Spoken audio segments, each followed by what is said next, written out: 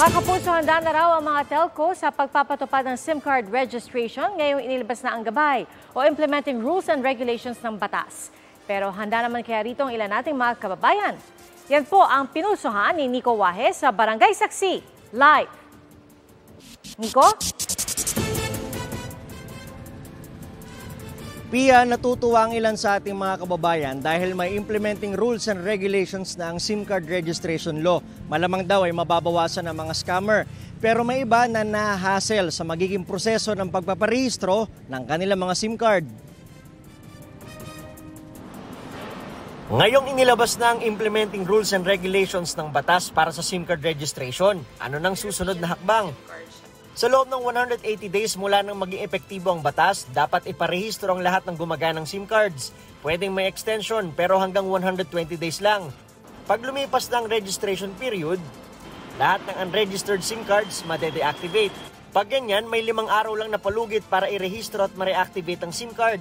Dapat magbigay ang network provider ng registration form na sasagutan electronically ng subscriber. Meron ding deklarasyon na totoo at tama ang mga dokumentong isinumite ng magre-register. At dapat mismong subscriber ang sasagot sa registration form. Sa mga individual subscriber, kailangan ideklara ang pangalan, edad, kasarian, address at uri at number ng isusumiteng ID. Kung negosyo ang magre-rehistro, kailangan ng business name, address at pangalan ng authorized signatory. Sa mga dayuhan, kailangan ng detalye ng passport, address sa Pilipinas at patunay nito tulad ng booking sa hotel. 30 days lang tatagal ang SIM card na pang turista pero pwedeng ma-extend kung ma-extend din ng tourist visa sa Pilipinas. Kung hindi turista, hahanapan ng dayuhan ng Alien Certificate Registration mula sa Labor Department, Alien Certificate of Registration ID mula sa Bureau of Immigration, o kaya School Registration o ID. Kung pang minor de edad ang SIM card, dapat irehistro sa pangalan ng magulang o guardian na kailangan ding magbigay ng consent. Ang mga impormasyong yan kailangang ingatan ng mga telco sa isang database at hindi pwedeng gamitin sa ibang paraan.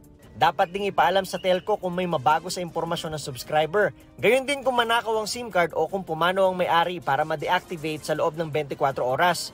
Multang 100,000 hanggang 300,000 pesos at kulong na hanggang 2 taon ng parusa kung mali ang impormasyong ibinigay sa pagpaparehistro o gumagamit ng SIM card na nakarehistro sa iba, halimbawa inilipat ng gadget ang SIM card o ibinenta. Pagmumultahin naman ng 500,000 hanggang 4 million pesos ang telco kung illegal na mailabas ang pribadong impormasyon ng isang subscriber.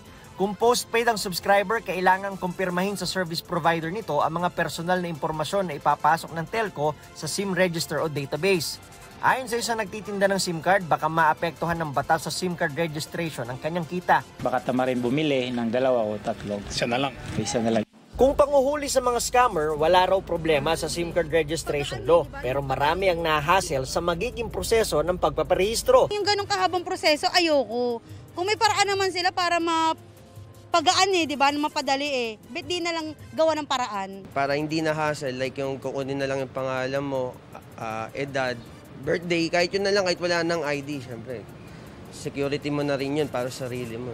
May iba naman na walang problema sa proseso ng pagpaparehistro. Kung dun po mas makakabuti po para sa atin is gagawin po natin yun para iwas din po sa scam. Pia, welcome daw sa Smart at Dito Telecommunity ang IRR ng SIM card registration law. Sisikapin daw nila na mapadali ang pagpaparehistro. At para naman sa Globe, simula daw December 27 ay mga deactivated SIM cards na ang kanilang ibebenta. Live mula rito sa Quezon City para sa GMA Integrated News, ako si Nico Wahe, ang inyong saksi. Mga kapuso, saksihan ang unang pasok ng mga balita. Maaaring mapanood ang Saksi at ang iba pang GMA Newscast sa youtube.com/GMA News. I-click lang ang subscribe button. At sa mga kapuso abroad, maaari po kaming masubaybayan sa GMA Pinoy TV at www.gmanews.tv.